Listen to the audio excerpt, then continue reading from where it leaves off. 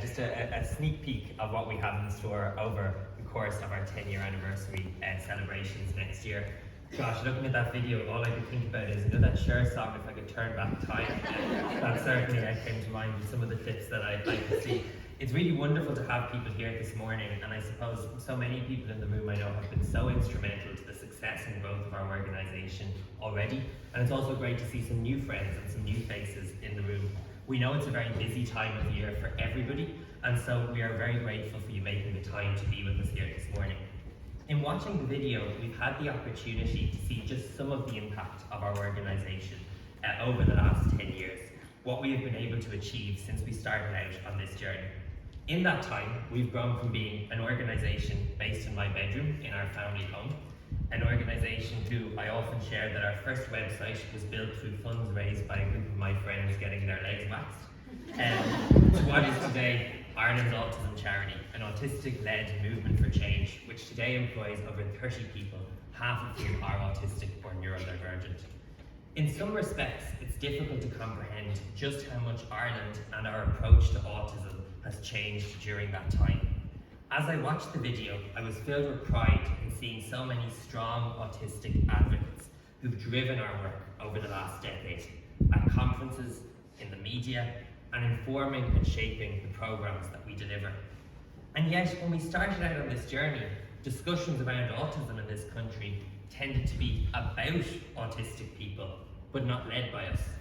Media coverage used to focus on the perceived issues that autistic people had, not the pervasive discriminatory barriers in which autistic people face, which deny our community the same chance. Autistic people were generally viewed through the lens of service users, recipient of education, healthcare and social welfare, not active citizens with the same desires and interests to participate in every aspect of Irish life.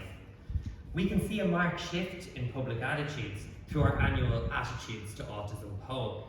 Over 4 in 5 people in Ireland are now aware of autism as a clinical diagnosis.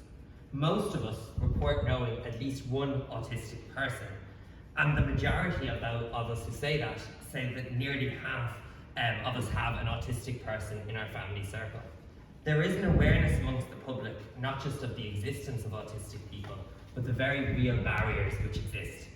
With a majority of people, for example, recognising that autistic people are treated less favourably when it comes to getting or holding down a job or attending social gatherings compared to others. Less than 40% of the Irish public believe that our community gets the support that it needs from the state, and an overwhelming majority, 75%, support AsIAM's long-standing campaign for a national autism strategy, something we are nail-bitingly close to achieving with the forthcoming publication of the Autism Innovation Strategy and the recent final report of the Joint Oireachtas Committee on Autism. And yet, the scale of the challenges we face remains significant. Consider the scale of social change we need when at least 1 in 27 people in our country belong to a community of people who statistically experience shorter, less healthy and less happy lives than non-autistic people. The reality is change and progress is measured in decades, not in months or years. Don't take my word for it. If we listen to the 1,603 autistic people represented in this year's Same Chance report, our annual State of the Community survey, the picture contrasts starkly at times with the prevailing reported attitudes of the general public. 91% of our community believe it's harder to make friends or gain acceptance in the community on the grounds of being autistic. 38% believe they've experienced discrimination in the last 12 months for the same reason. 60% would not tell their employer that they are autistic, and critically, 86% do not believe that they enjoy the same chance in Irish society. As we often say in AsIAM, the picture we paint is stark, and yet we're an incredibly optimistic organisation because we know it's not inevitable. None of the challenges I have outlined are diagnostic criteria for autism. We don't need to change how people think, but we do need to change how our communities, our schools, our workplaces, our society works. This is why our organisation has never just spoken about change or called for it, but also has proactively sought to build that inclusive society on the ground. As we prepare to enter our second decade of activity, The annual report we published this morning shows the scale of the work that is already underway. Our community is used to being told, no, I can't help you. I'm not the right person to talk to. Sorry, there's a waiting list for that. As an organisation, we try to say yes. Yes, we will support you. Yes, there are ways forward. Yes, you do matter. That's why we are so proud that last year we supported 3,249 individuals by phone, email and instant messaging on our autism information line, providing the right guidance at the right time and helping to knock down barriers at key moments on a family's journey through life. Most families make safe assumptions about their child's trajectory, that they will go to school, that they will make friends, that they will get involved in sports or hobbies, and will receive the respect they deserve in their local community. Unfortunately, our families can never make such assumptions. Whether it's vindicating the right to an education or having that moment to make friends who share your interests, our children and families face barriers which others don't even see. That is why we established the Child and Family Support Programme last year, providing a wide range of responsive group-based supports to our community. In just its first year of operation, 1,756 people have had access to barrier-free registration, with 2,688 cases on support sessions delivered both online and in 9 locations across Ireland. The demographics of our community are shifting, and the lack of community-based supports for autistic adults is nothing short of a crisis. There are far too many adults within our community sitting at home, alone, with no support, surviving perhaps, but certainly not thriving and having the opportunity to contribute. That is why we have made the commitment to work with businesses to support the creation of 1,000 jobs for autistic people across Ireland. And it's why our Adult Social and Wellbeing Programme, in its second year of operation, ran 206 adult support groups last year, providing a suite of support and social opportunities ranging from peer support groups to art and creative writing. The needs of our community are ever evolving, and what happens in society more broadly inevitably influences the experiences of autistic life in Ireland. Be it national or international crises, such as the cost of living crisis or the war in Ukraine, or the day-to-day changes that take place across the year, such as Christmas or Halloween. We work hard to respond to these evolving needs and opportunities to autism-proof our society. A key example of this is the development of our Autism ID card, which provided a critical lifeline for many of our families during the pandemic, and today is a tool enabling participation, such as international travel, family days out, or participation in local events in the community. Last year was a record year with 4,909 ID cards issued. Ultimately, true inclusion will only take place through both attitude change and a wave of small actions from individuals, from businesses, from public services and local communities. Small actions which often cost little time or money, but which make a fundamental difference to the participation of our community and quality of life. Outside access to services, judgment and attitude has been identified as the single biggest barrier to participation in the community for our children, adults and families. Last year, 13,477 people across Ireland accessed understanding autism training from our team. 21 organisations started out on the journey to become more autism friendly, alongside 31 local communities, 73 schools and 15 businesses. But we do want to do so much more. We absolutely must do so much more. Our vision as a charity is a society in which every autistic person is accepted as they are, equal, valued and respected. And we know that the numbers I've outlined are but the tip of the iceberg. That is why we want to think big and act big as we enter the next decade of our journey. By 2034, we want autistic people, children and adults in Ireland, no matter what county they live in, to be able to access in-person, barrier-free, group-based support programs through AsIAm. We want to meaningfully address the barriers autistic people face in the workplace by supporting companies across Ireland to help us secure employment for at least 1,000 autistic people, building the confidence and capacity of employers to access autistic talent.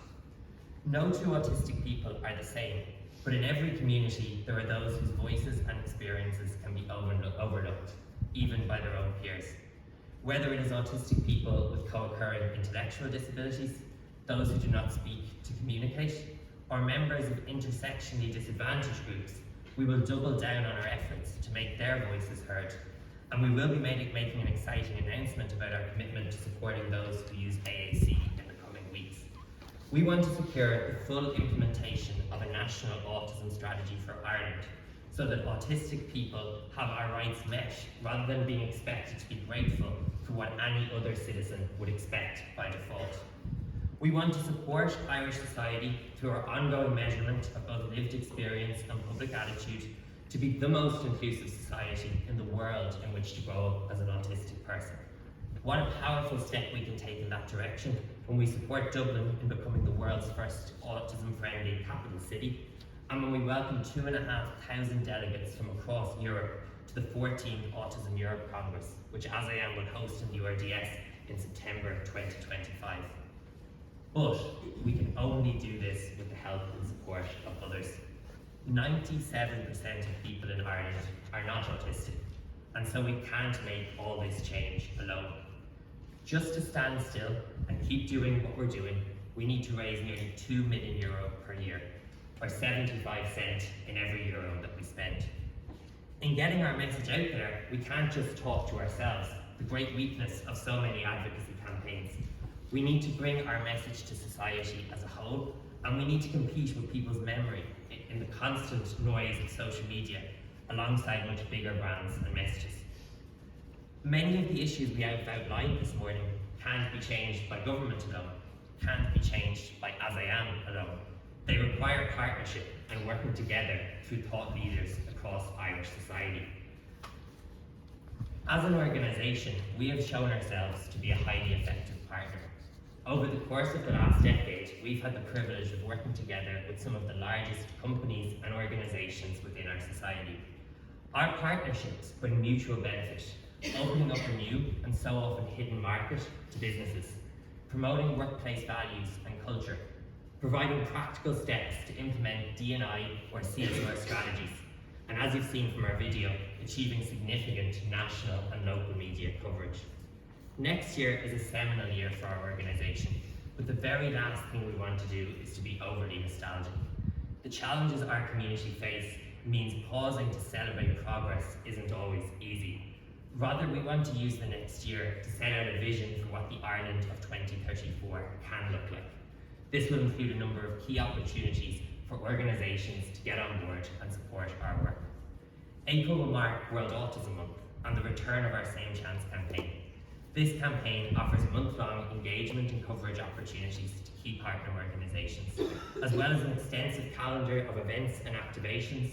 It includes our Same Chance Walk, which last year welcomed over 1,000 participants to beautiful Belmont Domain in my hometown of Greystones. Of course, we do not wish to confine our 10th anniversary celebrations to just 1 month or one moment in the calendar year. That is why our Same Chance Roadshow will visit communities across Ireland, creating opportunities for the charity to meet directly with autistic people and family members, connecting them to the practical supports we offer, and to educate the public at a local level about the barriers which exist in their community. We aim to create the space too for deeper dives on matters of concern for our community through the creation of a new podcast series, which will provide an opportunity for the autism community to engage with key change makers in Irish life. Fundraising is the lifeblood of our organisation, and throughout the year there is a growing suite of fundraising events which provide not just an opportunity for us to raise much needed funds, but which support the sustainability and growth of our programmes, and also create moments for employee engagement and educating the broader public. The models of support we have developed are highly scalable, from the activities offered to the frequency of support or where and how it is delivered.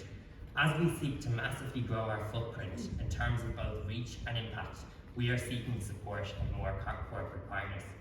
Inside the annual report we circulated this morning is a one-page document outlining just some of the ways your business or organisation may be able to support our efforts, not just for the next year, but indeed into the next decade.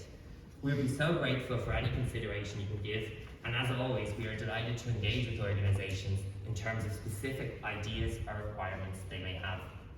I just want to conclude by saying an enormous thank you to my team for all the work in organising such a wonderful event here this morning.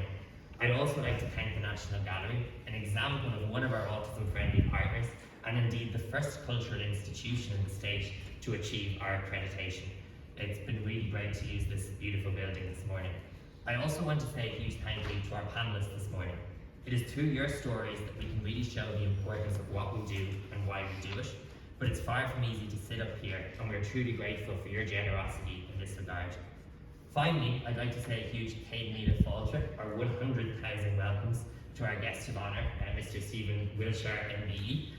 You're somebody both myself and our organisation have admired for so many years, and in many respects, you and your story is an embodiment of a simple truth, that autistic people not only deserve and need the same chance in society, but indeed society really needs the same chance to learn and benefit from our community and our way of thinking. And just before I came up, Stephen has very kindly offered to donate one of his limited edition prints to support our fundraising campaign next year, so that's an incredibly generous offer.